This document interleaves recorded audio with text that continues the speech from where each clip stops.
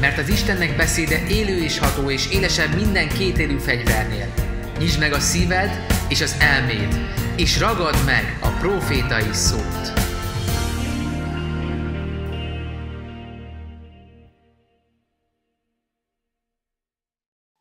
Van, ahova pedig hinted a magot, és érzed, hogy hittel fogadják, alig várják, hogy ott történjenek a dolgok. És nem is kell semmit csinálnod, semmit, csak prédikálod az igét, csak elmondod, és az Úr pedig dolgozik, mert már elő vannak készítve a szívek.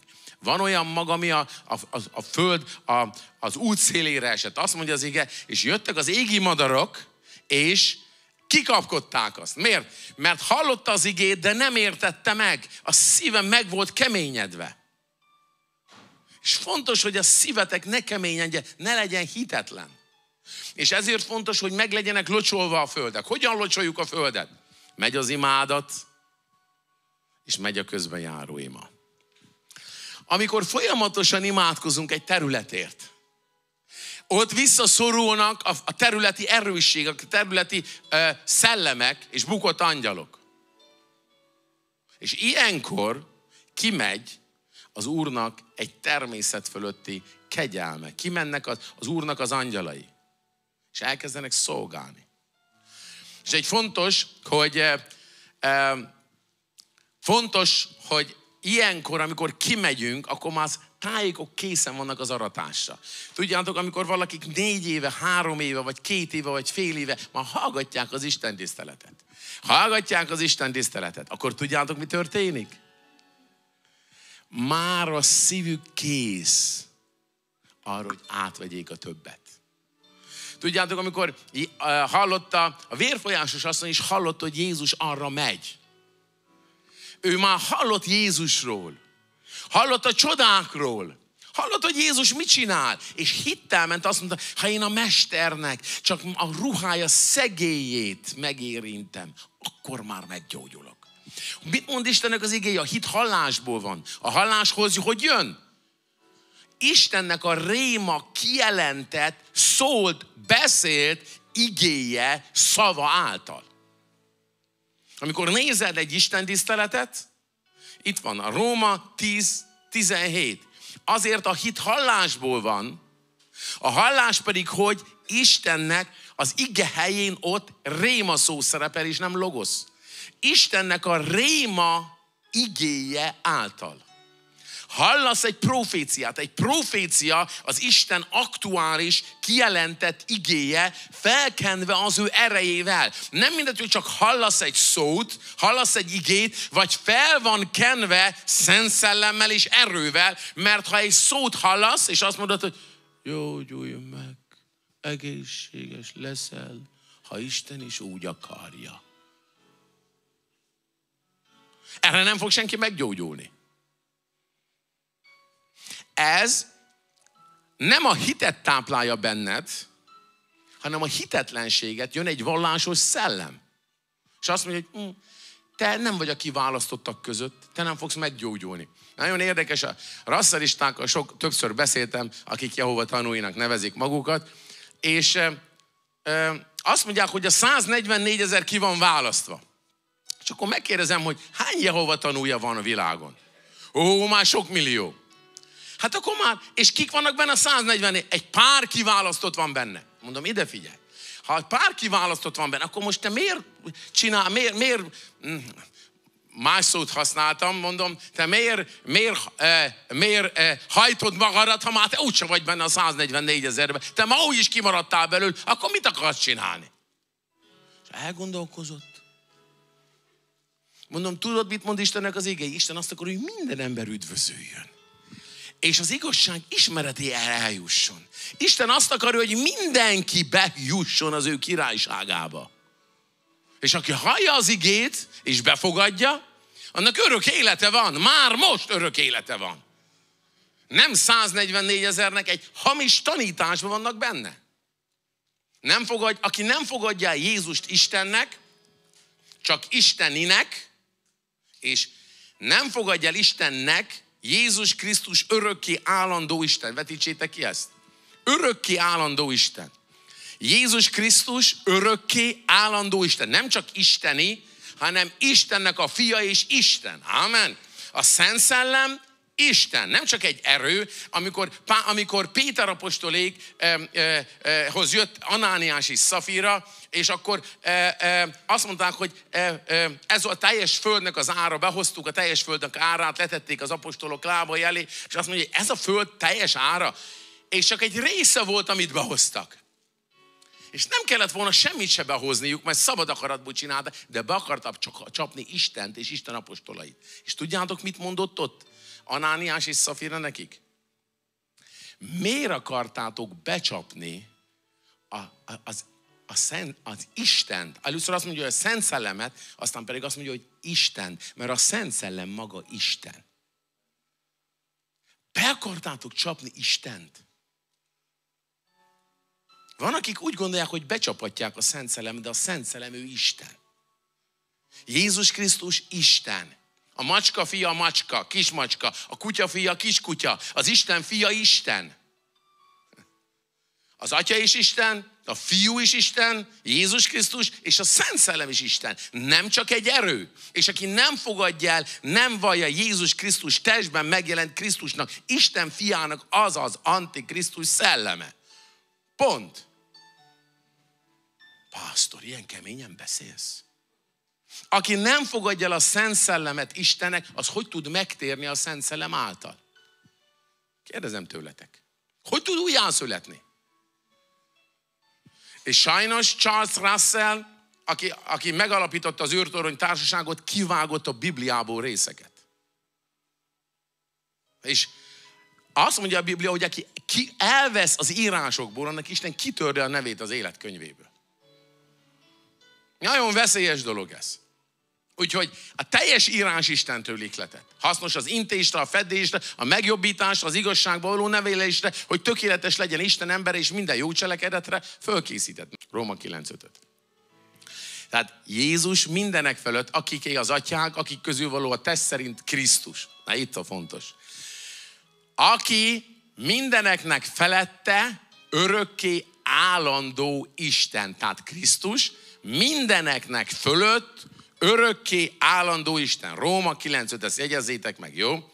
Azt mondja, mondjátok, Krisztus mindeneknek fölötte örökké állandó Isten. Állandó, örökké való Isten. Jézus Krisztus. Ámen. Tapsoljuk meg az Urat. Egy másik, vegyük ki a Kornéliusnak a történetét, vagy nem a Kornélius, hanem Anániás Szafira történetét, jó? Abcsel 5-ből, jó? Anániás Szafirát.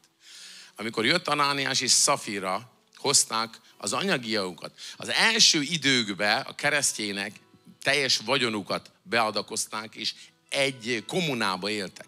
Most is vannak kibucok Izraelben. Az első keresztjének Izrael, Jeruzsálembe kommunába éltek. És behozták a vagyonukat, az apostolok lábai elé tették elé. Jó? Vetítsük ki. 5-1-től, jó? 5-1-től, jó? 5-1-től vetítsük ki. Egy ember azonban név szerint Anániás Szafirával, az ő feleségével eladta a birtokát. Következő. És félretönt annak az árából feleségének és a tudtával, tehát férj-feleség tudták, és valami részét elvivén az apostolok lába elé tette. Következő vers. Mondta pedig Péter, Anániás, miért foglalta el sátán a te szívedet? Kedveseim, egy kereszténynek elfoglalhatja a szívét sátán? Ezért mondom, különbség van a szellemet között és a szíved között. A szív, a szellem, lélek és a test találkozási pontja a te központi hadiszállásod. A szíved nem egyenlő a szellemeddel. Vannak tanítók, akik azt tanítják, hogy a szív egyenlő a szellemmel. De a szív az a részed, ahol be tudod fogadni Istennek az igét, ahol találkozik a szellemed, a lelked és a tested. És a szívbe lakozik a lelkiismeret. Bibliai antropológia. Na most belekezdtem megint egy témába. A szívbe lakozik a lelkiismeret, a lelkiismeret, és ez nem egyenlő a szíved, a bibliai szív, a fizikális szíveddel. A fizikális szíved az itt van, fönt, de ezért, amikor kapsz egy kijelentést, akkor nem itt szorít a szíved, hanem rögtön a gyomrodnál, a gyomortájékodnál, a lágy részed, ott van a szelleméletednek a középpontja. De a szívedbe találkozik, az egy szellemi részed, ahol találkozik a szellem, a lélek és a test. És ha hallod Istennek az igéjét, akkor belemegy a szívedbe az ige, először csak az elmédbe, sokszor a lelkedbe. Felfogod, de amikor lemegy a szívedbe, ott már onnan indul ki minden élet, azt mondja Istennek az ige, és ilyenkor, ha te hallasz egy rossz hírt, és beengeded ezt a szívedbe, nem csak az elmédig jut el, nem csak a lelkedik, akkor eléri a bensődet. Például azt mondják, hogy meg fogsz halni, mert rákos daganatod van. Ha azt az elmédig engeded el, és nem engeded, hogy lemenjen a szívedbe, és eléri a szellemedet, akkor tudsz ellene védekezni, hárítod. Mind a madár elszáll, olyan az ok nélkül való átok. Jön és elmegy. De ha engeded, hogy megtelepedjen az elméden, a fejeden ez a madár, és elkezd mondani a rossz dolgokat, ez történik, az történik, nézd meg, a szomszédod is meghal, nézd meg, az a Covid, post-covidos, ez, meg az, itt történik, úgy történik, úgyse fogsz aludni egész életedbe. Ez egy hazug szellem. Ne engedd meg, ha madarat ráz le, és kifele. Ez nem a te gondolatod, hanem egy külső gondolat. Értitek? Vannak olyanok, amit úgy mondja sátán, hogy ez te vagy. Te most rosszat gondoltál. Nézd meg, így vagy. Nézd meg, milyen gondolataid voltak. Most is hitetlenség volt. De az nem belőled, nem a szívedből indult ki, hanem egy kívülről jövő gondolat. Óriási a kettő között a különbség. Ezért fontos, hogy a szívedben ne engedd be a hitetlenséget, és a szívedben ne engedd be a démonikus híreket.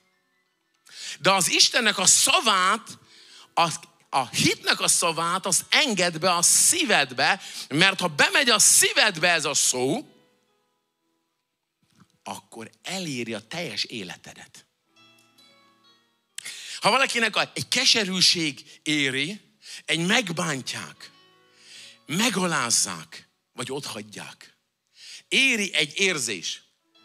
Az érzelmeden keresztül, a gondolatodon keresztül, a látásodon, hallásodon keresztül ér egy információ, ami ha eleget bombáznak téged rossz hírekkel, el tudja érni, a lelkedet át tudja törni, és át tud menni a szívedbe.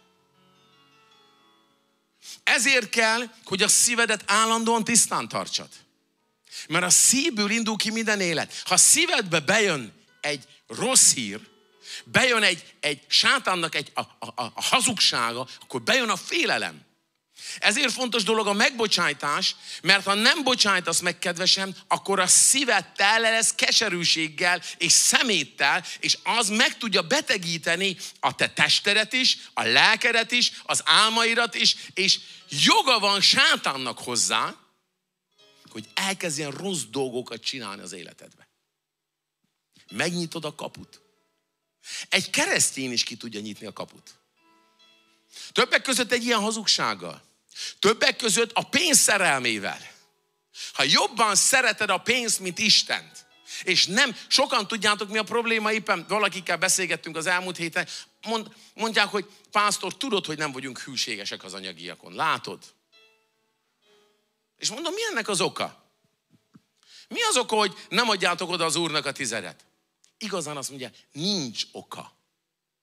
A félelem. Hogy nem bíztuk rá magunkat Istenre. Hogy nem tudtuk rábízni, mert úgy nőttem föl. Szegénységbe. És meg akartam mindent adni a gyermekemnek. És a félelem. A bizonytalanság, hogy amin van, az legalább az enyém, de ha kiadom, akkor már annyim se lesz. És sokaknak ez a fő kérdése. Nem az, hogy ő nem akarja tisztelni az Urat, de félti az életét. És közben ott van sátánnak a hazugság, egy régi emlék, egy régi tapasztalat, amit látott a szüleinél. De tudjátok, Istennek a szava, az Istennek a szava. Istennek a szava működik. És azt mondja ő, maga az Úr, hogy hozzátok be a tizedet az én tárházamba, hogy legyen ennivaló az én házam, és én megdorgálom a kártevőt, érettetek, és nem veszeli a földeteknek a gyümölcsét, akkor ez a szó igaz. Ámen. Mert minden ember legyen hazug, de Isten igaz. Minden ember legyen hazug, de Isten igéje igaz. És mindegy, hogy mit tapasztaltál te régen, mindegy, hogy mit tapasztaltak a szüleid, de ha másnak nem is sikerült, neked fog sikerülni. Miért? Hozzátok be a tizedet mind az én tárházamba. Mindennek van tizede. Az idődnek is, az erődnek, még a szociális járadékodnak is van tizedje. Azt mondta a szerepteli özvegyasszonynak Illés, amikor volt egy szerepteli özvegyasszony, aki halálán volt. Fiatalasszony volt, mert a gyermeke is éhezett, és nem tudott elmenni dolgozni, nem azt olvashatjuk, hogy a fia már megkereste a kenyeret, vagy ő szedte volna a rőzsit, hanem azt mondja, hogy azt mondta az Úr, elküldelek Szereptába egy özvegyasszonyhoz, aki gondoskodni fog rólad.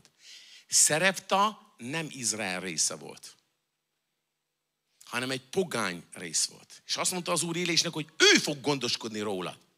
Egy özvegyasszony. És tudjátok, akkor egy özvegyasszonynak, akinek volt gyereke, de meghalt a férje, tudjátok, hol tudta keresni a kenyerét? Egyedül. Hol tudott pénzt keresni? Prostitúcióból. Akkor a nőknek nem volt más lehetőségük.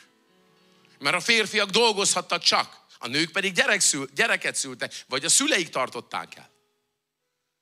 Ezért mondta később a szerepteli özvegyasszony, mikor meghalt a gyermeke, hogy próféta, azért jöttél ide, hogy emlékeztes az én bűneimre.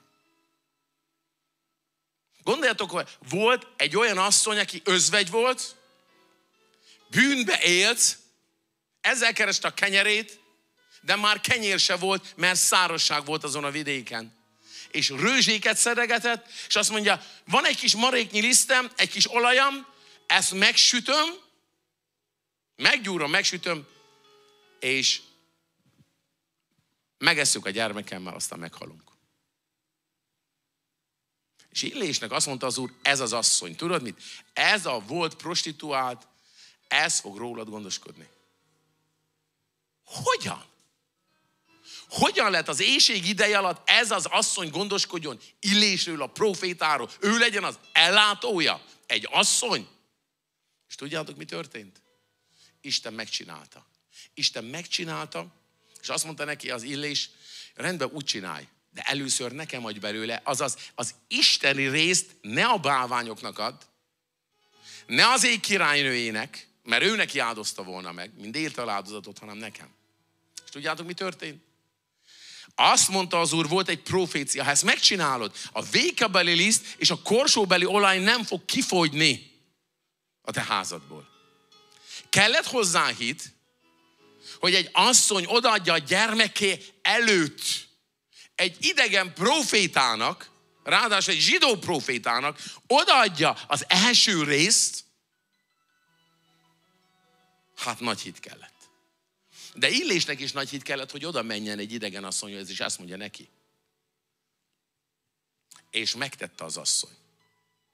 És odaadta először az Úrnak az ő részét, és azt olvashatjuk, hogy nem fogyott ki a vékabeli liszt és a korsóbeli olaj az asszonynak a tárházából. Istennek szüksége volt arra a kis pogácsára? Semmi szüksége nem volt. Istennek szüksége van az én forintjaimra, a 10 000-esemre, meg a 100 000-esemre, vagy az 5 000-esemre, vagy az 500-asomra, egy papírdarabra. Mi szüksége lenne Istennek erre? De van egy szellemi törvény. A hit cselekedetek nélkül meghalt. Amikor te a hit cselekedetet részét veszel, amikor vetsz, amikor hallod Isten szavát, hogy mit mond Isten, és megcsinálod, akkor Isten megcsinálja az ő részét, és te megcsinálod a te részedet, és Isten megcsinálja az ő részét. De pásztor, én ezt nem látom még. Ha nem látod, akkor is meg fogod látni. Mert Isten szava működik. Persze lehet, hogy van egy másik törvény is az életedben, Mert lehet, hogy behozod a 10-et a tárházadba, de a pénzed többi részét elvered. Rossz dolgokba fekteted bele, vagy felveszel hiteleket. Ha ez megtörténik, akkor hiába akarsz áldott lenni, ha rossz döntéseket hozol. Veszel hitelre, ráadásul áruhitelre, jó drága kamattal, felveszed, hogy legyen meg a legjobban mobiltelefonod. És mindig lecseréled a mobiltelefont, a legújabb mobiltelefonra, az 500 ezresre. És ha megakadtál valamibe, megakadtál a fizetés, a részletfizetésbe, akkor ott hagyod a hitelt hátad mögött. Csak egyszer csak kopogtatnak, és azt mondják, hogy 2 millió forinttal tartozol. Honnan? Pásztor, ez 10 éve volt, az elévült. Nem évült el. Bizonyos dolgok nem évülnek el. Tehát a rossz döntéseidet ne kend Istenre, hogy nem működik Istennek az igéje. Nem elég csak a 10-et behozni, hanem Isten bölcsessége kell, ezért kell, hogy meg legyél tanítva a pénznek a kezelésére. Hogy mi a fontos, és mi nem fontos. Amikor elmész egy áruházba, nem kell mindent megvenned. Nem azért, tudjátok, miért csinálják az áruházakban, hogy bemész itt, és végigmész az egészen, és a kassa meg a legvégén van, hogy az összes sort végigjárd. Bemész az IKEA-ba, és egy órát kell menned, mire végigérsz az IKEA-ba. Nem tudod a kiskaput, hogy hol menjél át. Mert minden árut nézzél meg. És amit megnézel, ezt tetszedjen meg neked. És ha nincs rá pénzed, akkor is meg kell venned. Mert oda tapasztja a jó reklám, az oda tapasztja a szia. Az neked kell. Dehogy kell. Már van belőle 5, minek egy 6. Már nem tudod a szekrényedet, a ruhádat hova rakni a szekrényedbe, süsd meg. Miért kell neked minden héten új ruha? Vagy minden nap új ruha? Lomtalanítsál. Akkor meglátod, nincs egy cipőm se, egy táskám sincsen. Amikor behozod az Úrnak az ő részét, akkor azt mondja az ige, hogy megdorgálom a kártevőt, és áldottnak fognak tégedet mondani minden nemzetek. Tudod, amikor Isten igéje azt mondja, hogy nem szétnézel a házadba, és nem találsz benne hiányt. Amikor Isten igéje azt mondja, hogy megáldom tégedet, és nem veszi el a földednek a gyümölcsét a kártevő. Amikor nem támadhatnak démonok se. Miért? Mert azt mondja, megdorgálom a kártevőt, és megdorgálom, éretetek a kártevőt. Mi az a kártevő? Ezek a poloskák is egyébként, amikor most jönnének be az ablakodon, dorgáld meg bátran, azt mondja Istennek az igéje, vissza Malakiáshoz. És azt mondja, hozzátok be, hogy legyen ennivaló az ő házamba, hozzátok be a 10-et mind az én tárházamban, hogy legyen ennivaló az ő házamba, és ezzel próbáljatok meg, engem azt mondja a seregeknek az Ura, ha nem nyitom meg nektek az egek csatornáit, és ha nem árasztok rátok áldás bőségesen. Tehát az ige mond valamit, hogyha behozom az első részt az Úrnak, akkor mit ígért? Következő vers. És megdorgálom érettetek a kártevőt. És nem veszte el a földetek gyümölcsét, és nem lesz a szőlőtök meddő a mezőn, azt mondja a seregeknek az Ura. De a kártevő nem csak a te vetéseidre vonatkozik, hanem a te házadra is vonatkozik. Tudjátok, hogyha nem kell pénzt fizetni a gyógyszerért, mert meggyógyultál.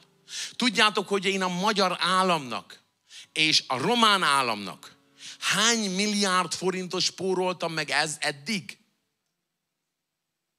Tudjátok, hány ember markostól szedte a gyógyszereket? És volt, amikor egyik pillanatról másik pillanatra mindet lerakta. 3 marék gyógyszerszer. Volt, akinek ki volt ukadva a gyomra, vagy a szíve, és meggyógyította az Úr. Volt, akinek, aki antidepresszánsok, meg nyugtatókon élt, markostól szedte. Teljesen szabad. És ez nem 1 ember, nem 10 ember, nem 100 ember, nem 1000 ember, és nem 10 000 emberről beszélek most. Csak 1000 embert, vagy 10 000 embert szorozatok meg ezzel. A 35 év alatt hány emberért imádkoztam? És hány ember jött ki a kórházból, az elmegyógyintézetekből? Tudjátok, hogy ez hány embernek nem kellett táppénzen lenni, nem csak a gyógyszer, a szociális járadék, táppénz. Hány millió forint egy embernek csak az eltartása?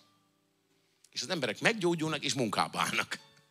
Meggyógyulnak és szabadok lesznek. És nem gyógyszeren fognak élni. Mert megdorgálja a kártevőt. És megtanítom a fiaimat. És megtanítom az embereket hitből élni. Megtanítom őket dolgozni. Amen. Van, aki ez ágában se volt. Életművész.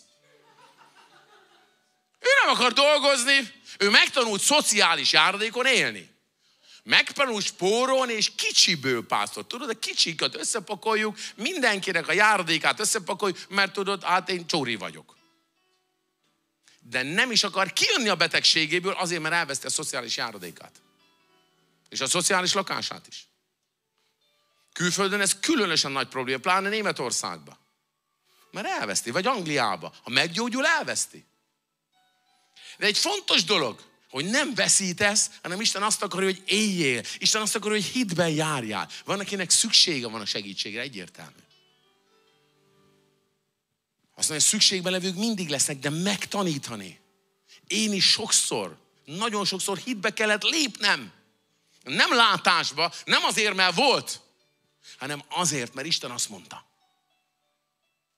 És azt tudom elmondani, hogy az ige működik. Azt tudom elmondani, hogy az én életemben, és az fiaim, a szellemi fiaim, az Isten népe életében működik. Nem hátra megyünk, hanem előre. És ne sajnáltasd magadat, hanem lépjél hitbe, és bátran menjél előre. Amen. És vessél, és arassál, és szőlőket fogsz plantálni, és eszed annak a gyümölcseit. És beveszünk, nem csak Szerbiába megy ki, hanem kimegy Albániába, kimegy más helyekre, ott van a Szent Szellemnek a munkája. Kimegy a Balkánra, Horvátországba, Boszniába, Hercegovinába, onnan is törtek meg, múlt szombaton imádkoztunk egy bosnyák asszonyért. Bécsbe. És egy ember elég, hogy megtér is, jönnek a többiekbe. És azt mondja az ige, és boldognak mondanak titeket mind a nemzetek, mert kívánatos földé lesztek ti, azt mondja a seregeknek az Úr. Tudjátok, mit mond az Úr? Te leszel a kívánatos föld. Behozod az Úrnak a tárházába az első részt az Úré. Mindennek az első része az Úré. Amikor fölkelsz, az első szavaid az Úré kell, hogy legyenek. Nem az, hogy kérek egy kávét. Van, aki magának csinálja meg. Hogy tudjon az Úrhoz szólni, hogy kérek egy kávét, Uram. Jó reggelt, Szent Szellem, aki se tudja mondani, még nincs ott a kávéja. Az nem bűn, ha tudsz szabadon élni tőle egy hónapig.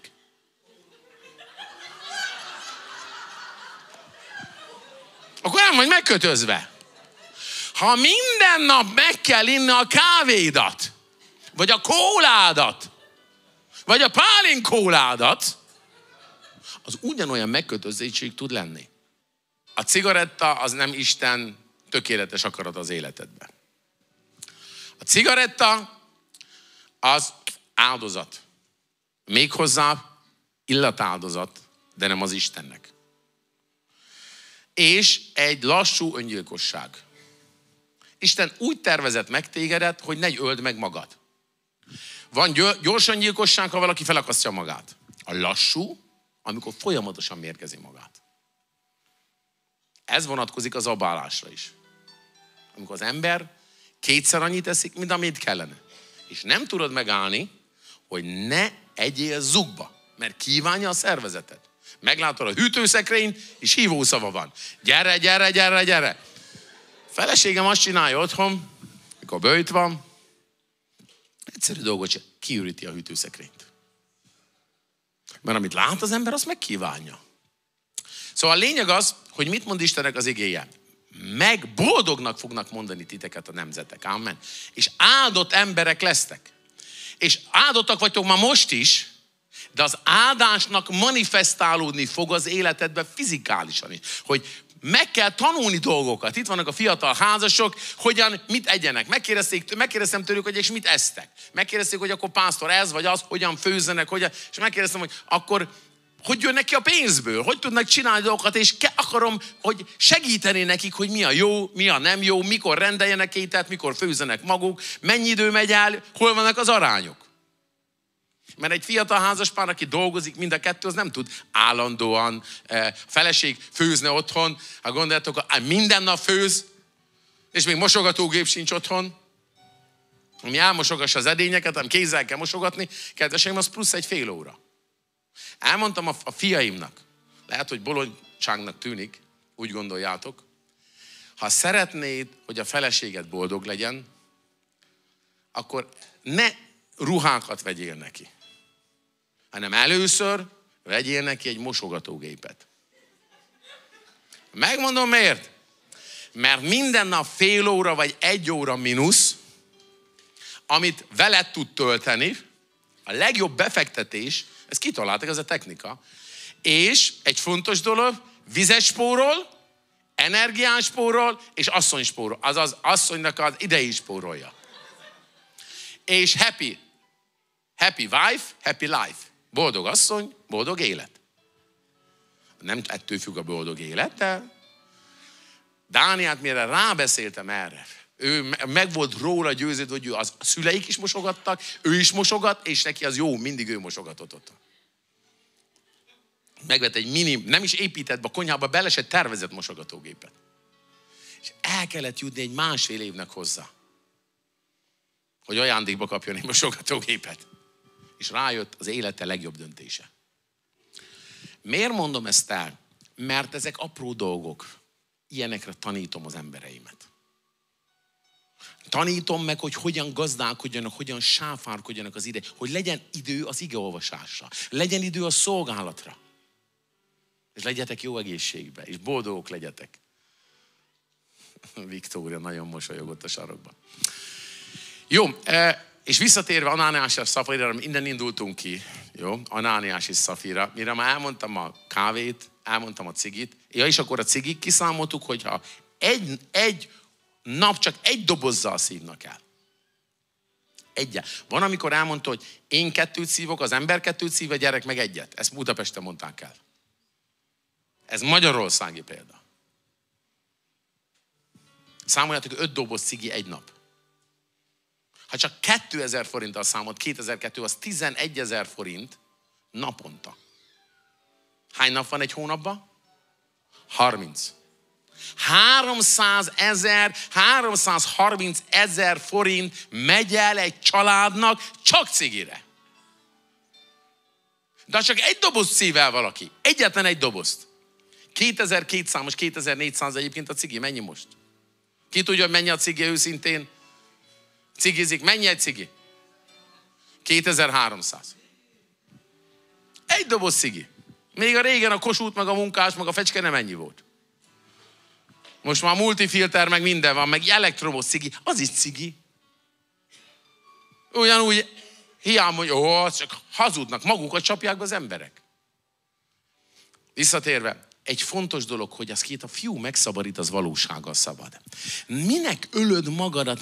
Miért fizetsz adót sátánnak? Te azt mondod, én az úrnak nem tudok adakozni, pásztor, csóri vagyok, ide is hitelből jöttem el. És mondom, a cigi? Hát, pásztor, az kell minden nap. A cigi fontosabb, mint az étel. És tudjátok, hogy most is hanyan cigiznek még a keresztények közül is? És tudjátok, hogy kell megszabadulni tőle? Hogy Isten úgy teremtett meg téged ezek nélkül. Az eredeti testfelállás, hogy normálisak legyünk. Az eredeti testfelállás, hogy egészségben tudjunk élni. A jó dolga van a lelkednek, legyen mindenben jó dolgod, és éljél jó egészségben. Ezt mondja János apostol. Ezt mondta. És jó egészségben fogunk élni. És nem kellenek pótszerek. Minden, ami az örömödet, van akinek az édesség, ha meglátja és érzi, hogy ha már egész nap nyomott voltam, legalább ezt a nagy milkát bevágom. Kint voltam most Rolandnál, meg Edinánál, Svájcban, és láttam, hogy a Roland is fogyott le, és mondom, mi történt? Hát az a helyzet, pásztor, tudod, hogy én az eredeti szakmám cukrászt. Meg pék cukrász. Tehát ők azért így néznek, kiválóan főznek. És azt mondja, volt, hogy megcsináltunk egy dobos tortát, és egy hétvége alatt 2 megettük. De normál, ők csinálták meg. És vigasztalták magukat. Valakit felköszöntök, megeszem a dobos tortáját. De máshogy egy szeletet eszel meg belőle, meg egy újnyit, Csak nem mindegy, hogy az az újnyi, az ekkora újnyi, vagy ekkora újnyi. És a pásztort meg mindig csak etetik mindenütt, mert a legjobbat akarják neki mindenből, és mindent meg kell kóstolni. És ha megeszem, akkor háladással élvezem. De oda kell figyelni. Jó, azt mondja Péter, apostolok cselekedete 5:3, visszatérve az igére. Mondta pedig Péter, Anániás, miért foglalta a sátán a szívedet, hogy megcsald a Szent Szellemet, és a mezőnek az árából félretégy? Következő.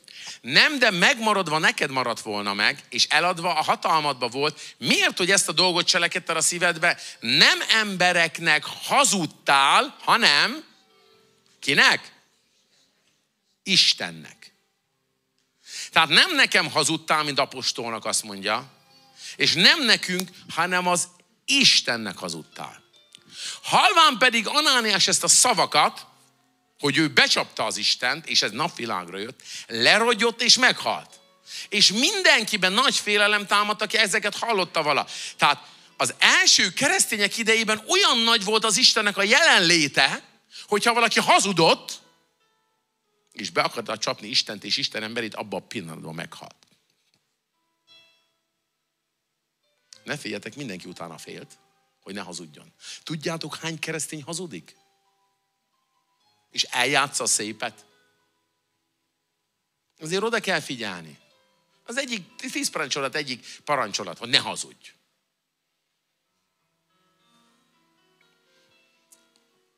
A kapát kapának kell nevezni, és nem mezőgazdasági eszköznek. Van, aki azt mondja, hogy pásztor, van egy gyengeségem. Történtek bizonyos gyengeség, megcsalta persze a feleségét. Történtek, vannak gyengeségem, stb. Mondom, ne gyengeségnek nevezd, hanem a bűnt bűnnek nevezd. A házasságtörés házasságtörésnek. A kapát kapának, és nem mezőgazdasági eszköznek. Én szeretek konkrét lenni. Azért vagyok ilyen éles, van, akik ezért nem kedvelnek, hogy túl éles vagyok, hogy túl konkrét vagyok. De ha nem mondom konkrétan, akkor az nem konkrét. Nem értik meg az emberek. Jézus is egyenesen beszélt. Mindent elmondott. Halván pedig ezt és félelem támadt mindenkibe, aki ezeket hallják vala. Következő vers. Itt nem ért véget a történet. Az ifjak pedig felkelvén begöngyölték őt, és kivették, és eltemették. Nem volt nagy temetési szertartás, hanem eltemették. Történt azután mindegy 3 óra szünet múlva, eltelt 3 óra, hogy az ő felesége nem tudta, mi történt, bement. Nem tették ki az internetre, a Facebookra a fekete kört. A férjem meghalt. Miért? Szívinfarktust kapott. Miért? Mert elment a gyülekezetbe, és Péter ráhozta a szívinfarktust. Nem ez történt. És mondta Péter, mondd meg nekem, vajon ennyiért adtátok el a földet? Ő pedig mondta, igen, ennyiért. Az asszony is hazudott. Péter pedig mondta neki, miért, hogy megegyeztetek, hogy az Úrnak a szellemét megkísértsétek? Íme a küszöbön vannak azoknak a lábai, akik eltemették a férjedet, és kivisznek téged. Még ott élt, de azt mondta, te is meg fogsz halni. Hú, micsoda? Ki volt ez a Péter apostol, akit a katolikus egyház a kősziklának tart? Egy gyilkos? Nem. Hanem a Szent Szellem annyira szigorú volt. És azt mondja, várjatok, még vissza az előzőre. 9. verse. Azt mondja, miért van, hogy megegyeztetek, hogy az Úrnak a szellemét, a Szent Szellemet megkísértsétek? Mit mondott előtte Péter? Miért van az, hogy be akartad csapni Istent? Nem embernek hazudtál, Istennek. Itt mit mond? Hogy meg akartad kísérteni kicsodát? Az Úrnak a szellemét, a Szent Szellemet. Tehát a Szent Szellem kicsoda? Isten. A Szent Szellem Isten. És ha jön egy rasszalista, aki Jehova tanúnak vallja magát, és a Szent Szellemet egy erőnek mondja, nyugodtan mondd meg neki, hogy a Szent Szellem egy Isten. És mi történt? Az asszony is meghalt. Akik hazugságba voltak. Kedvesem, ne élj hazugságba. És ne játszd meg Figyelj, ha szabadságod van arra is, hogy ne adjál. Szabadságod van arra, hogy adjál. De ne akard megjátszani, hogy üres borítékot dobsz be az Úrnak. Ne akard az Urat átverni, mert fölösleges. Ő úgy is tudja. Tudod mit? Ha hűséges vagy Istennek, az meg fog látszódni az életeden. Sokan megkérdezik, pásztor, honnan tudod, hogy a másik milyen, hogy ő mit? Senki, mi nem vezetünk adományokról listát. Az új szövetség gyülekezetben nincsenek, szabad adakozások vannak. Úgy, ahogy az első keresztényeknél nem így volt, behozták mindenkit nyilvánosan. És volt róla lista, mert mindent át kellett venni. Valaki átvette. És az emberek előtt történt, az apostolok lábai elé tették le a vagyonukat. Hol állunk ehhez képest most?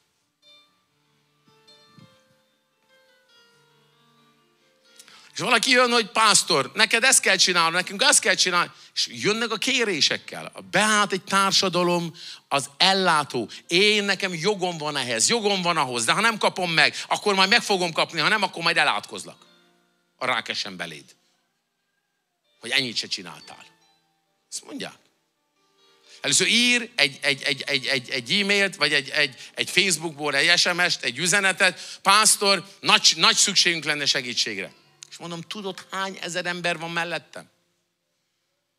Tudod, hogy van, aki olyan adósságokból jönnek, hogy sok millió forintos tartozása van?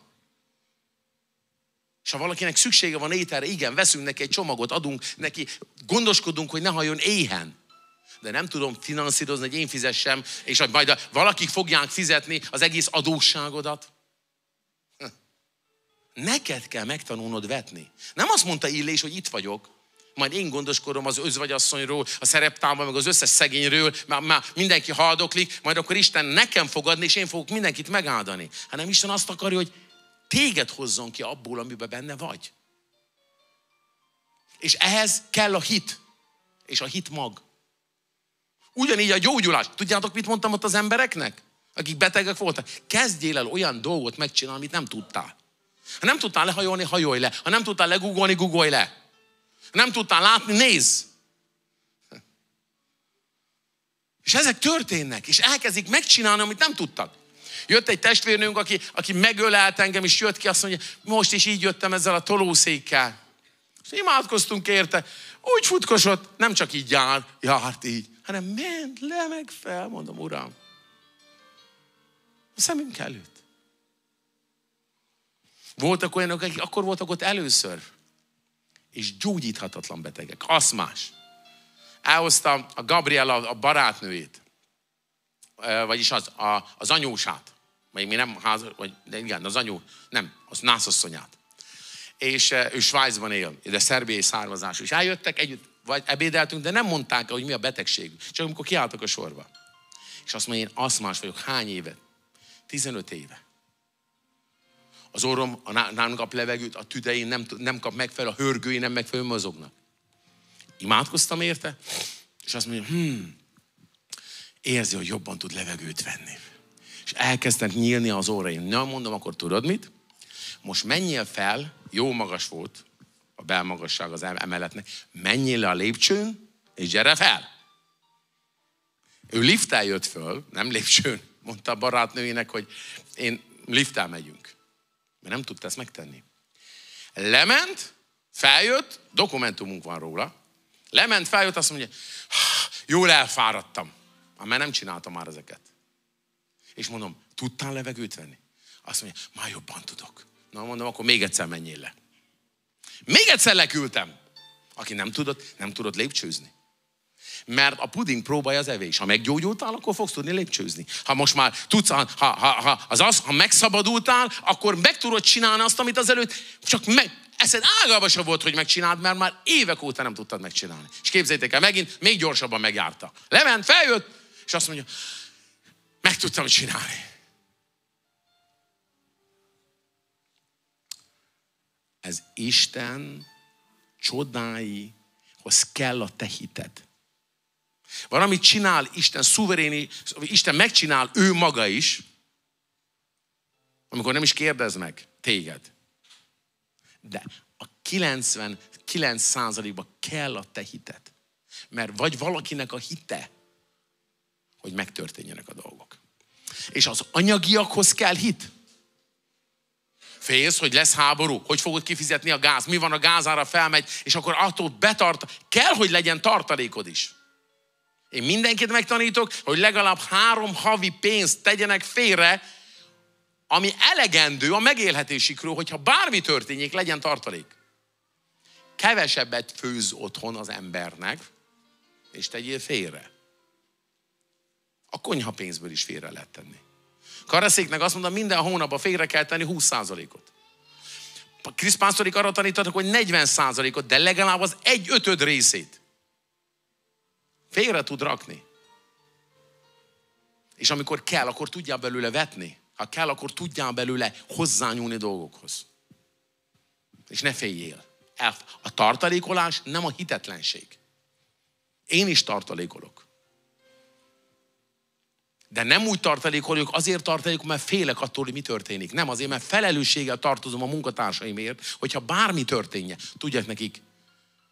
tudják neki fizetést adni, ha kell. Tudjam támogatni a dolgokat, ha kell.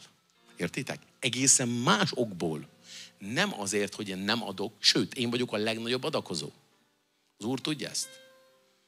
Mindenünk, amink van, vetünk mások életébe, más szolgálatok életébe. Ezért, amikor te szeretnél meggyógyulni, tudjátok, a kenettel való kapcsolat, ahhoz hit kell.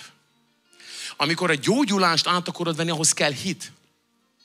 Jézus mindig mondta, ha valaki meggyógyult, eredj és mutasd el magad a papnak. Egy 10 leprás jött hozzá, és mit mondott Jézus? Menjetek el a paphoz, és mutassátok meg magatokat. Tudjátok, amikor a paphoz ment egy leprás, mit kellett csinálni? Kellett vinni áldozatot. A gyógyulásáért. Ha bűnt csinált valaki, elbukott, akkor kellett áldozatot vinni. Miért? A bűnért. Ha valakinek megszületett a gyereke, kellett áldozatot vinni, hogy megváltsa, persze. De hála áldozatot vitt az Úrnak. Mindig áldoztak az Úrnak. És tudjátok mi? Ha betegséged van, akkor hitáltal vetsz. Ha örömed van, hitáltal. Én így élek. Alig várom, hogy vessek. Hogy tudjam onnan, ahonnan nem tudom visszakapni. Nem olyan embernek vetek, ahonnan vissza fogom kapni. Nem olyan szolgálatba, majd ők fognak engem támogatni, nem. Hanem az életükbe vetek, ami az Isten országának az előre menetelére van. És nézzétek meg Szerbia. Kell ahhoz pénz, hogy Szerbiába lemenjünk? Kell? Kell, hogy lemenjünk 2 mikrobusszal, meg mit tudom én, 6 autóval. Kell hozzá a pénz? Kell kibérelni ott a termet? Kell technika hozzá? Meg internet is. Ugye? Ez honnan van? Lepottyan. Isten azt mondja, itt van, tessék. Nem. Isten megtanít tégedet arra, hogy vessél. És a bőkedő adakozót szereti az Isten. Nagyon szereti. Örül neked. Örül rajtad, mert látja, hogy a fia, ha te Isten fia vagy, olyan leszel, mint ő. És tudjátok, mi Istennek az alapvető természete? A János 3.16-ot vetítsük ki. Nem erről akartam tanítani egyáltalán. Az utolsó időkről akartam tanítani, és nem tudom, miért kell erről beszélnem. János 3.16. Mert úgy szerette Isten ezt a világot. Miből indul ki, hogy Isten maga a szeretet? A szeretet pedig milyen az igazi szeretet? Hogy az ő egyszülött fiát elvette a világtól. Megőrizte magának, fent a mennybe, ugye? Mint a legdrágábbat, az egyszülött fiát odaadta. Kiért? A jó emberekért? Nem. Érted? A te bűneidért, az én bűneimért. Hogyha valaki hisz benne, el ne vesszen, hanem örök élete legyen. Ez az evangélium, hogy Isten a legnagyobb adakozó. Ha Isten az adakozó, akkor én kicsoda vagyok. Én vagyok a zsugori. Én vagyok, aki visszatartom a dolgokat. Nem. Én vagyok a legnagyobb adakozó. Te leszel a legnagyobb. Tudjátok mit? Ha király fia vagy, akkor királyként fogsz viselkedni. És a királyok tudjátok mit csinálnak? Elengedik a mások adósságát. És ha te király vagy, akkor nem tartod meg a másoknak a bűneit, hanem olyan vagy, mint a király, elengeded. Elengeded, ha a másik megbántott. Miért? Mert Isten is elengedte. Milyen vagy? Adakozó vagy. Kiknek? Azoknak is, akik megbántottak. Igen, azoknak is fogok az életébe vetni. Sőt, fogok róluk gondoskodni. Még azok is, akik elárultak. Isten azt mondta, hogy fogadjam be a hajótörötteket. Ne ítélgessem őket. És sok hajótörött jön. Kint is vagyunk itt Németországban. Tudjátok, van, aki 12 évig nem követték az Urat.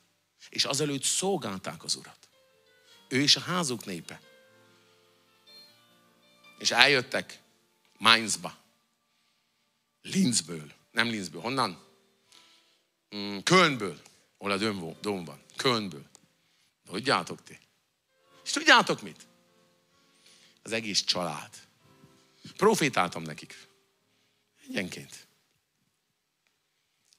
És az Úr szólt. A feleségnek. Mondom, igaz, amit mondtam? Azt mondja, pásztor, igaz. Mondom, honnan tudom? Isten embere vagy.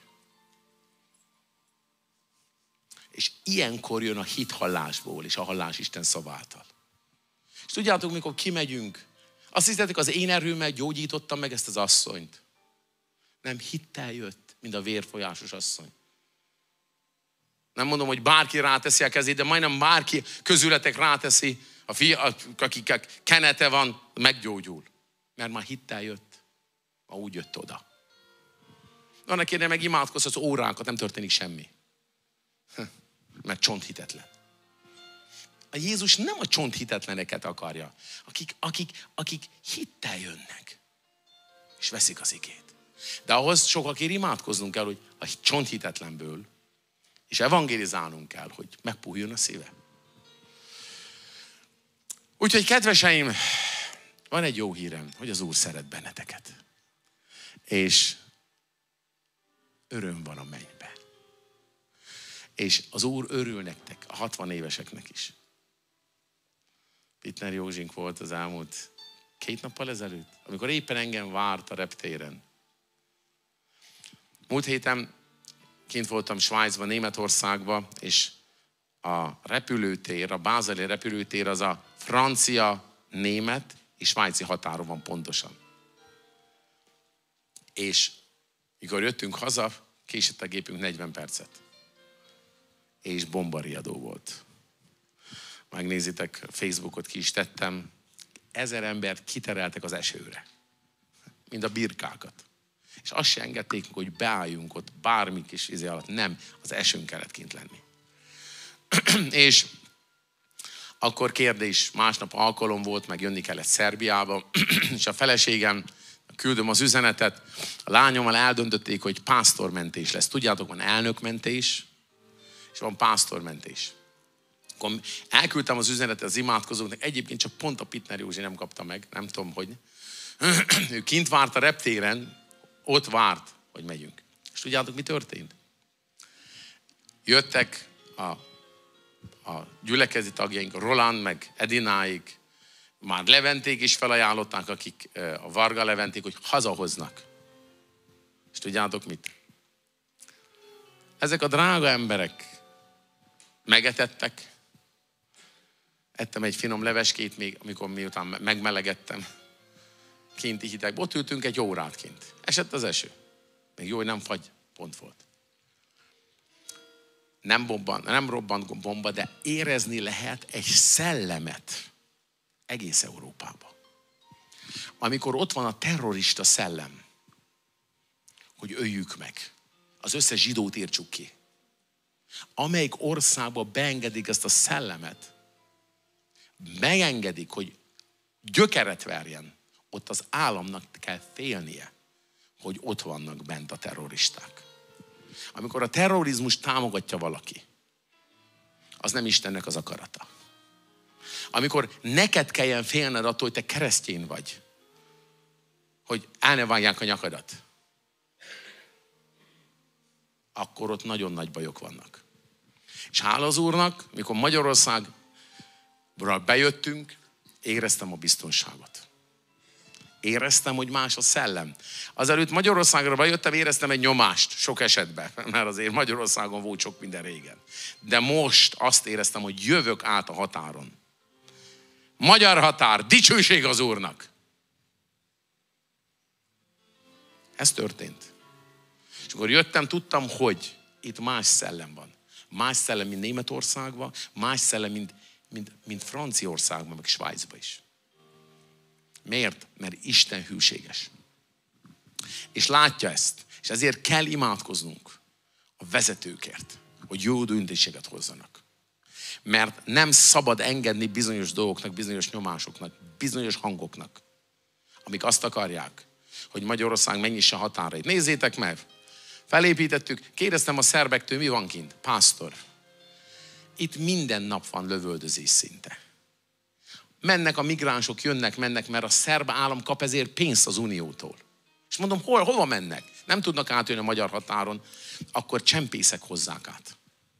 Vagy csempészek viszik át a horvát határon, és mennek Ausztrián keresztül tovább. Ebbe élnek Szerbiában magyarok. És pénzt kap érte az állam. Ezért csinálják. A magyarok nem kapnak érte pénzt. De mégis élünk. És nem kell félni Budapest utcáin se, hogy felrobbantják az autódat.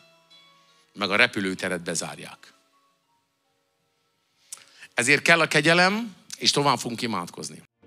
Keresd fel gyülekezetünket! Címünk Miskolc-Nagyváradi utca 6. Telefonszámunk 0670 600 5577. E-mail címünk online@újszövetség.hu.